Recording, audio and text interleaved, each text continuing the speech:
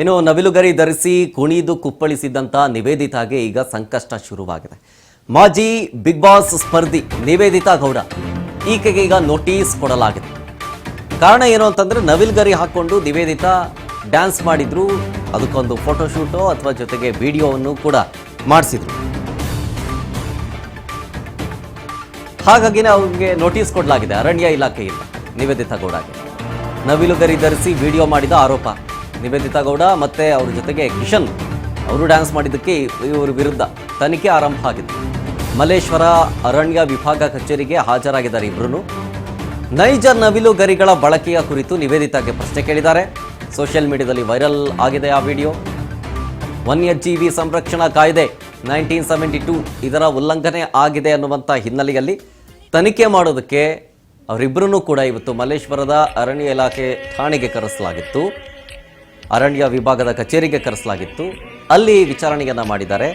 ಆ ನವಿಲುಗರಿ ಒರಿಜಿನಲ್ಲ ಡುಪ್ಲಿಕೇಟಾ ಅನ್ನುವಂಥ ವಿಚಾರಕ್ಕೆ ಸಂಬಂಧಪಟ್ಟಂತೆ ವೈರಲ್ ಆದಂತಹ ವಿಡಿಯೋ ಇದೆ.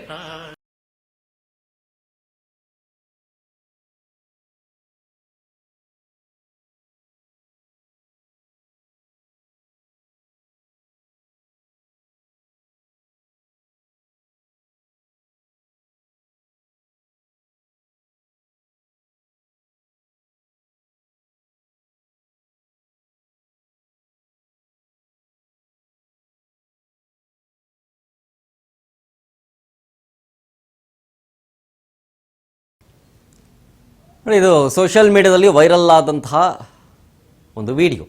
ಇದರಲ್ಲಿ ನವಿಲುಗರಿ ಹಾಕ್ಕೊಂಡು ಡ್ಯಾನ್ಸ್ ಮಾಡಿದ್ದಾರೆ ಅಂತ. ಆ ನವಿಲುಗರಿ ಒರಿಜಿನಲ್ಲ ಡುಪ್ಲಿಕೇಟಾ ಅನ್ನೋದು ಗೊತ್ತಾಗಬೇಕು. ಯಾಕೆಂದರೆ ಇದು ಅದಕ್ಕೂ ಲಾ ಇದೆ.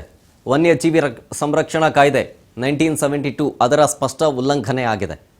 ಅದು ಮೇಲ್ನೋಟಕ್ಕೆ ಅಷ್ಟೇ ಕಾಣಿಸ್ತಾ ಇರೋದು. ಅದು ಒರಿಜಿನಲ್ಲ ಡುಪ್ಲಿಕೇಟಾ ಅನ್ನೋದು ಗೊತ್ತಾಗಬೇಕಾಗತ್ತೆ. ಹಾಗಾಗಿ ಅವ್ರು ಹೇಳಿದ ತಕ್ಷಣ ಕೇಳೋಕ್ಕಾಗಲ್ಲ ಆ ನವಿಲುಗರಿ ಎಲ್ಲಿದೆ ಈಗ, ಅದೇನಾ ಈಗ ಇಫ್ ಇನ್ ಕೇಸ್ ಅದನ್ನು ಮುಚ್ಚಾಕೋದಕ್ಕೆ ಅಥವಾ ತಿರುವುದಕ್ಕೆ ಡೂಪ್ಲಿಕೇಟನ್ನು ಇವಾಗ ತಂದು ತೋರಿಸ್ಬಹುದೇನೋ.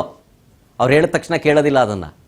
ಅದೆಲ್ಲಿದೆ ಆ ನವಿಲುಗರಿ, ನೀವು ಶೂಟ್ ಮಾಡಿದಂಥ ನವಿಲುಗರಿ ಎಲ್ಲಿದೆ ತೋರಿಸಿ ಅಂಥೇಳಿ ಇವರೇ ಕರ್ಕೊಂಡು ಹೋಗ್ತಾರೆ, ನೋಡ್ತಾರೆ. ಅದು ಒರಿಜಿನಲ್ಲ ಡೂಪ್ಲಿಕೇಟಾ ಅನ್ನೋದು ಗೊತ್ತಾಗುತ್ತೆ.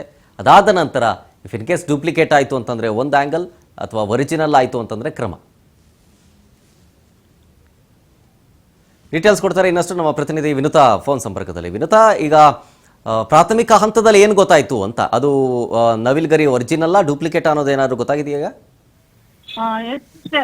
ಇದೇನಿದೆ ಅಂದ್ರೆ ಸೋಷಿಯಲ್ ಮೀಡಿಯಾದಲ್ಲಿ ಏನು ಸ್ಟಾರ್ ನಟರಾಗಿದ್ದಂತಹ ಮತ್ತೆ ಮಾಜಿ ಬಿಗ್ ಬಾಸ್ ಸ್ಪರ್ಧಿಯಾಗಿದ್ದಂತಹ ನಿವೇದಿತಾ ಗೌಡ ಮತ್ತು ಕಿಶನ್ ಬಿರ್ಗರೆ ಅವರು ಇದೀಗ ಮತ್ತೊಂದು ರೀತಿಯಲ್ಲಿ ಸುದ್ದಿಯಲ್ಲಿರುವುದು. ಆದರೆ ಈ ಬಾರಿ ಅವರ ಸುದ್ದಿ ಆಗಿರುವುದು ಯಾವುದೇ ರೀತಿಯ ಒಂದು ಹೊಸ ಪ್ರಾಜೆಕ್ಟ್ ಅಥವಾ ರೀಲ್ಸ್ ನ ಕಾರಣಕ್ಕಾಗಿ ಅಲ್ಲ, ಬದಲಾಗಿ ಅರಣ್ಯ ಇಲಾಖೆಯಿಂದ ಬಂದಿರುವಂತಹ ಒಂದು ನೋಟಿಸ್ ಮತ್ತೆ ಕಾನೂನು ಸಂಕಷ್ಟದ ಹಿನ್ನೆಲೆಯಲ್ಲಿ ಇದೀಗ ಇವರು ಸುದ್ದಿಯನ್ನ ಆಗಿರುವಂತದ್ದು. ಇನ್ನು ನವಿಲುಗರಿಯನ್ನ ಧರಿಸಿ ವಿಡಿಯೋ ಮಾಡಿರುವಂತಹ ಆರೋಪದ ಮೇಲೆ ಇಬ್ಬರನ್ನು ಕೂಡ ಇವತ್ತು ಅರಣ್ಯ ಇಲಾಖೆಯ ಅಧಿಕಾರಿಗಳು ನೋಟಿಸ್ ಅನ್ನು ಜಾರಿ ಮಾಡಿದ್ರು.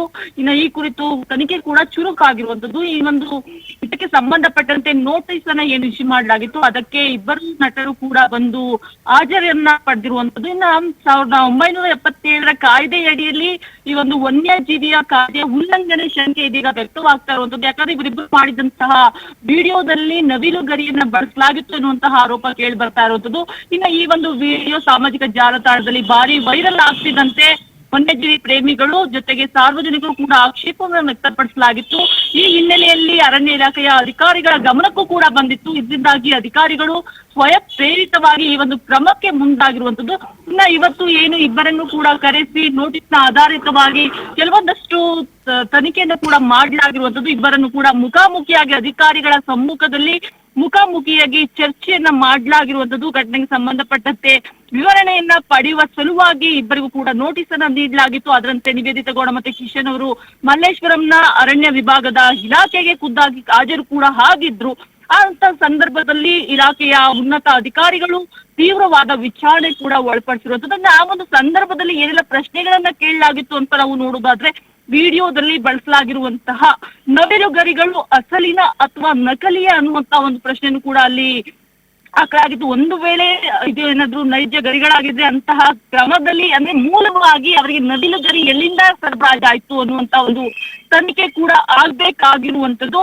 ಇನ್ನ ಈ ಒಂದು ನವಿಲ್ ಗರಿಯನ್ನ ಬಳಸಿಕೊಂಡು ವಿಡಿಯೋ ಚಿತ್ರೀಕರಣವನ್ನ ಮಾಡುವಂತಹ ಉದ್ದೇಶ ಏನಿತ್ತು ಅನ್ನುವಂತಹ ಒಂದು ಆಂಗಲ್ ಅಲ್ಲೂ ಕೂಡ ತನಿಖೆ ಕೂಡ ಕೈಗೊಳ್ತಾ ಇರುವಂತದ್ದು. ಇನ್ನ ಒಟ್ಟಾರೆಯಾಗಿ ಇವತ್ತು ಏನು ಇವರಿಬ್ಬರ ನಡುವಿನ ಒಂದು ಗದ್ದಲದಿಂದಾಗಿ ಇಡೀ ವನ್ಯಜೀವಿಗಳ ಪ್ರೇಮಿಗಳ ಆಕ್ರೋಶಕ್ಕೆ ಇದು ಕಾರಣವಾಗಿರುವಂತದ್ದು. ಸದ್ಯ ಇಬ್ಬರು ಕಲಾವಿದರಿಂದಲೂ ಕೂಡ ಅರಣ್ಯ ಅಧಿಕಾರಿಗಳು ಲಿಖಿತವಾದ ಹೇಳಿಕೆಯನ್ನ ಮತ್ತೆ ವಿವರಣೆಯನ್ನು ಕೂಡ ಪಡ್ಕೊಂಡಿದ್ದಾರೆ. ಜೊತೆಯಲ್ಲಿ ಏನು ಈ ಗರಿಗಳ ನೈಜತೆಯನ್ನ ಪರಿಶೀಲಿಸಿ ಅವುಗಳ ಮೂಲವನ್ನ ಪತ್ತೆ ಜೊತೆಗೆ ಇದೀಗ ತನಿಖೆಯನ್ನ ತೀವ್ರಗೊಳಿಸಿರುವಂತದ್ದು. ಇನ್ನೇನು ಕೆಲ ದಿನದಲ್ಲಿ ಒಂದು ತನಿಖೆಯ ಅಂಶಗಳು ಬಯಲಾಗೋದನ್ನಷ್ಟೇ ಬಾಕಿ ಇದೆ. Okay, thank you Vinutha ಡೀಟೇಲ್ಸ್ಗಾಗಿ.